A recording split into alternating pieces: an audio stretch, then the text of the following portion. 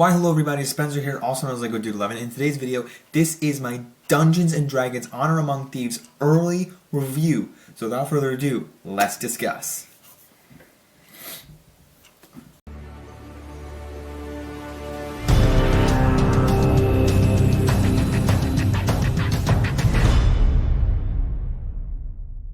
Okay, so first and foremost, a bit of housekeeping out of the way here. I do have my list of notes that I did take down on this movie today, and as mentioned, this is an early review. This is my first time ever early review. This is a couple of weeks before the movie comes out. This movie, Dungeons & Dragons Honor Among Thieves, does come out March 31st, but how did I say that? March 31st?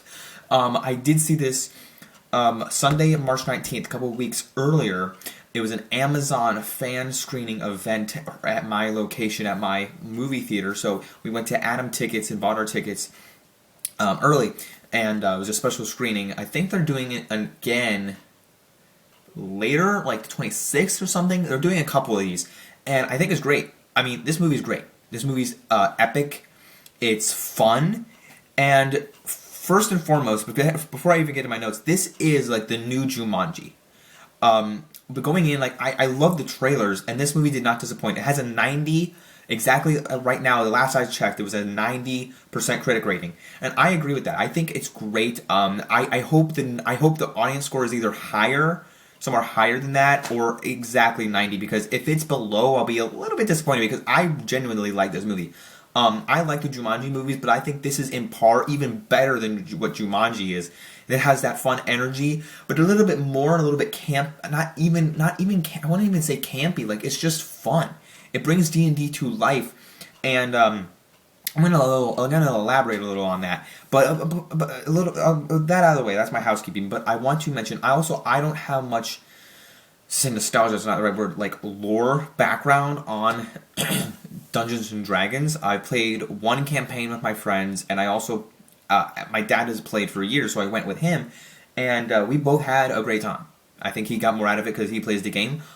It's not that I didn't get any enjoyment out of it. I just am not knowledgeful. I don't have a lot of knowledge on it.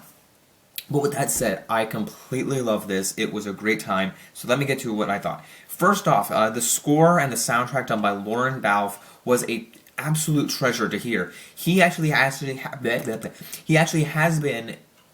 added into my top 10 movie composers now because of what I've been able to hear him do. And specifically on that, when we were just seeing this movie, I noticed in one of the scenes, I'm like, man, we heard the first trailer that played was the Mission Impossible Dead Reckoning movie.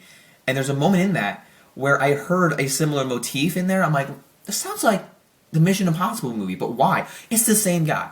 So not there's been various Mission Impossible composers, but the newest guy, the current iteration of Mission Impossible movies, that composer, Lauren Balfe, did this movie, and it was a treasure to hear. I love the fantasy element that he brought into this genre, or this, not genre because it's not a collection of movies, but this genre, this specific, in this fantasy element of fantasy in Dungeons & Dragons, so that worked for me all the way. And then there's certain action moments. It was like this fantasy vibe, like for certain beautiful moments, and then when he brought in the action pieces, it was perfection. So I love the score, what he brought to it. I cannot wait. I mean, I don't know if I'll meet him, but I cannot wait to hear more of what he does. It's great. Well done. The characters and the villains in this movie were perfect. I don't know how they could have done them any better. I know that like some people these days will just go, oh, this movie was woke, or this character was woke, agenda.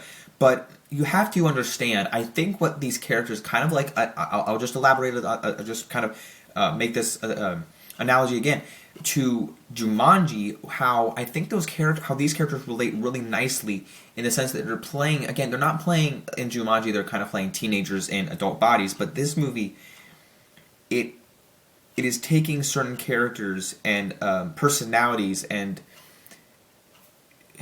showing I don't even know how to say this. Like, showing it on screen. Showing them with a different character. Like, showing them with a power set. But there's a relationship that occurs. I'm trying to not, like, do as much spoilers here, but there's a sorcerer character that's in love with another species. And some people might either say, like, who aren't into the lore of Dungeons & Dragons go, oh, that's woke. Oh, I don't like that. they're pushing their agenda, but I don't care. It was really good. I love the relationship and I love the character dynamics they had throughout. I think it was all good. I keep getting mixed up with Brad Pitt. Chris Pine was great as playing the Bard. There was the Owlbear character. Loved her. The redhead who played her, the Owlbear, was from It Chapter 2. I think she was maybe in It Chapter 1. But it was the girl who played the redhead in those movies. And I like it. I'm into the horror franchise, so seeing her. This is not a horror movie by any stretch of the imagination, but this is. I liked her seeing her in here. I need to look up more of the cast because I think the guy that played John Page or something, he was John Page. He looked familiar from something. Who was this guy with the sword? And Justice Smith played the sorcerer, which he's been in the movie Sharper that just came out recently. That was really crazy with Sebastian Stan, and he was in the Detective Pikachu movie. That was the first thing I'd ever seen him in. And there was also, like I said, Chris Pine, and then the girl that accompanied him, not his wife that died, but his associate, new partner in crime, Michelle Rodriguez, I think it was her name. And yeah, she was great. Everybody was great. And the villains are these red wizards that take over evil and are trying to cast this big spell to take over the world or cause this spell. It's a really interesting plot. Again, I might know more of the lore, like if there's some lore I don't know, but the villains, the whole story was great. So let me just go over that plot wise. This movie for me had a very charming plot, a very beautiful plot because it dealt with something I wasn't sure, like going into this movie, like, okay, how can I go into this movie? Because some movies these days just don't have any charm, have any, like, Marvel movies, like, some people are like, oh, I don't like that, it didn't have any heart, but, you know, with Ant-Man, there was some family elements that I really liked, but, Quantumania more specifically, but this movie was very charming. I didn't cry at it, but it had those elements, like, where some people might get emotional to it. I definitely felt that there were. More specifically in the beginning, or the whole plot is this Brad Pitt's character, the Bard, his wife dies. So that's the only little spoiler I'm going to give you. So his wife dies, and he has this child that they protect from the Red Wizards to try to not cast evil, and to take her to become a wizard. So they save the baby. And then they grow up with this other woman that did I say Brad Pitt again? I swear. Chris Pine's character, the Bard, has a baby and is now going on life with this new woman. And she's there the entire time that the kid grows up. But then the kid, by the way, Hugh Grant's in this movie and he's great. But he kind of does a little character turn, which is really deceiving, and in the end, there's this whole challenge, this whole game, like kind of like Harry Potter and the Goblet of Fire games. It kind of reminded me of that almost, which was great because there's this castle that almost looks like Hogwarts. It reminds me of Hogwarts, like with this hallway and everything. But in the process of Chris Pine's character with this other woman, they go to jail and they say that what they did was wrong, because the Red Wizard made them deceive them, and by taking a token, when they try to take a token so they could revive Chris Pine's wife, sorry, and when in the midst of that they're not together, the Chris Pine and the other woman, but their daughter, the daughter of Chris Pine, is now with Hugh Grant, and they want to revive the mom. So this whole movie goes into take place. They go on different missions, or go on quests. They find the guy with the sword to go find this helmet.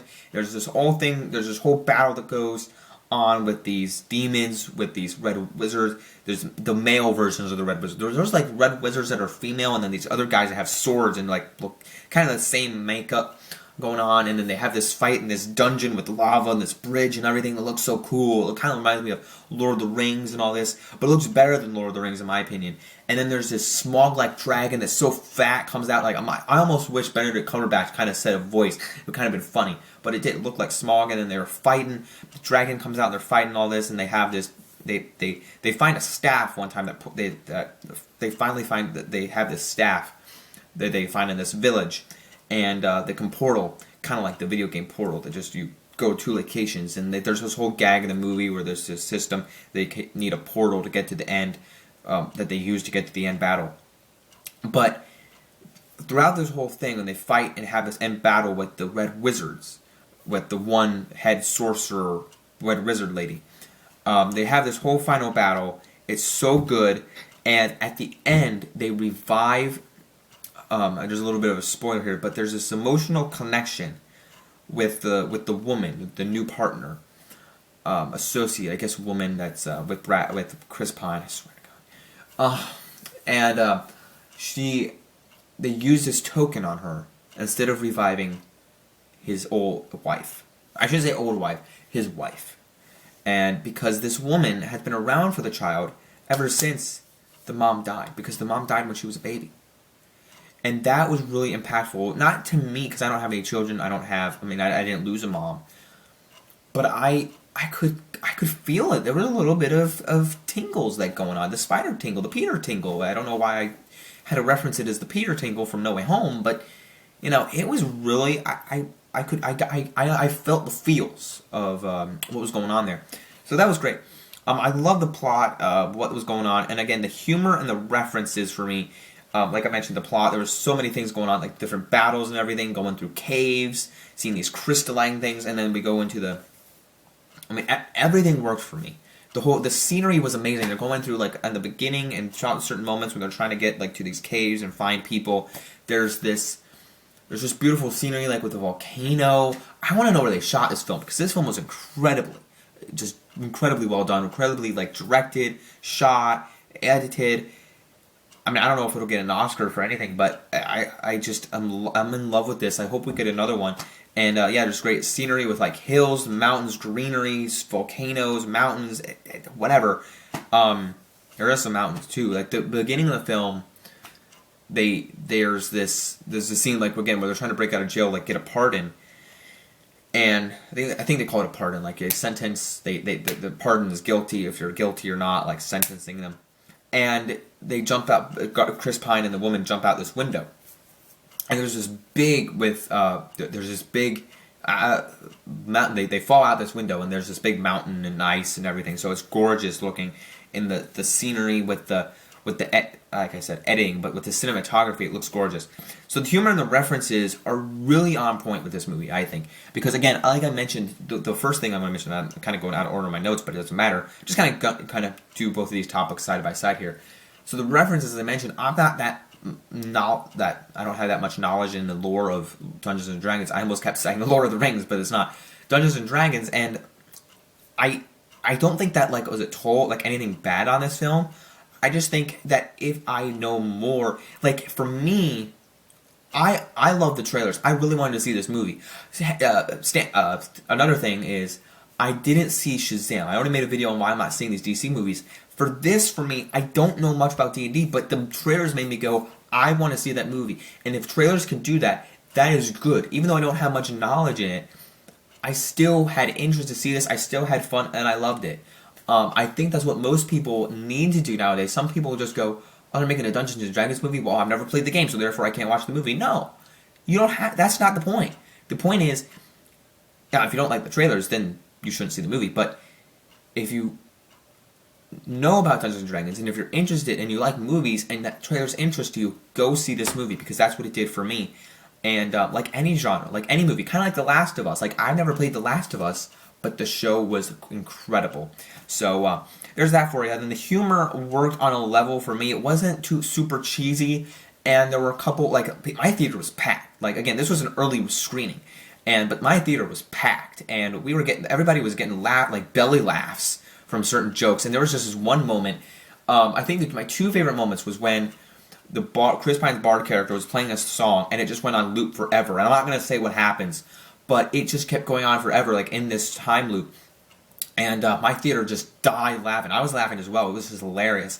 And then my other favorite moment that you see in the trailer was when you have 5 questions to revive the scene goes on longer, but there's 5 questions you have to revive a corpse in a cemetery, and they revive certain corpses, but in the trailer you only see one, and the quest goes wrong. And it's hilarious. It's probably one of my favorite scenes in the movie. And what I have to mention is in that scene in particular, it's kind of dark, or it's not kind of dark. It is dark, but I always like when I watch the Lord of the Rings movies. I always get the sense like I don't know for the life of me why they have to make it so dang dark that I don't care at all about watching this. Like whenever I watch Lord of the Rings, I go, or even The Hobbit for that matter, I go. I try to press play, and then I watch part of the movie, Lord of the Rings movies or something, and then it gets so dark, and I just don't care, and I go do something else, and then I stop watching it. But this, it's in the cemetery, and it's dark at nighttime, and they revive these corpses, and you can see they have these torches that actually light the place up, and I go, yes, I can see you, and I can see what's happening. I'm not falling asleep. Like I never fall asleep once during this movie, and that's how I felt because this is this fantasy that I really cared about. If we get more of these movies, that's what I want to see. I kind of actually took a detour from the humor, and I don't know what happened there. Did I take a detour from the humor? But yeah, honestly, I love that a lot. That was one of my favorite scenes in the movie, the reviving the corpses, and like I said, the humor really worked for me there. Wasn't too cheesy as other films these days. There's just some animated films like I love Puss in Boots, but there's sometimes humor in films now where I think people can agree that it's like it's so cheesy. Even Quantumania, like I understood where people like the MCU now. Some people don't like the jokes, but this film I think people are going to fall in love with the humor, the characters, everything about it, the villains. And the references specifically, like if they're not going to understand everything, they might understand some. Like, okay, that's a cool creature. I got to go look this up. I want to know more about this. Learn some of it, and I think it worked great. So the ending, again, I don't really want to spoil too much. There was just this great end fight with the Red Wizards, and this the whole thing with the like Goblet of Fire type, what's that called, games. And everything, kind of this maze, kind of totally reminded me of Harry Potter and the Goblet of Fire games tournament. And then we don't get a fight with Hugh Grant, but we get an end takedown with Hugh Grant and a reunion with the daughters back, and then we have a final battle with the Red Wizard, and she's taken down. And I don't want to spoil too much, but it's the whole fight, they're all using their powers, and then the daughter gets a little time to shine with her capability as well with what she has going on. So she has a little power. I won't give away too much there, but she gets some time to shine in the end battle. And then they defeat the Red Wizard, and then they have a little celebration at the end, and then there's a little end tease with Hugh Grant. So we might see him back if they make a second one. So I'm quite interested to see what they have there. And guys, that's my thoughts on Dungeons & Dragons Honor Among Thieves. That's all my thoughts on what I thought of the film. My overall rating is, what I would give this film is, I would give it an 8. God, it's so hard to not give films a 10 out of 10 these days. I would give it maybe an 8.5, somewhere around there. Maybe an 8.5 in between 9. Pause. I'm going to give it a 9 out of 10. It was a 9 out of 10 for me. I think there's just one point there that I'm going to leave out for a perfection. I'm not sure what that would be, but just everything I give it a 9 out of 10. I think at 90, I justify at 90% on Rotten Tomatoes for the critic score. I'm going to give it a 9.10. You must see it in theaters if you haven't seen it already at one of the early fan screenings I did. Be sure to check it out. I almost said Donner and Blitzen movie coming out now this Christmas. Not really. Don't forget to check out Dungeons & Dragons Honor Among Thieves in theaters March 31st, exclusively everywhere nationwide, globally. Don't forget to check out Earthwide. Don't forget to check it out. Don't forget to leave a like on this video if you did enjoy it. Let me know if you're going to see this movie or if you have already. Don't forget to like, subscribe, follow me. Don't forget to check out my post at Boba Fett Jedi Master on Instagram. As always, to keep calm, play Lego. Peace out. Bye, everyone.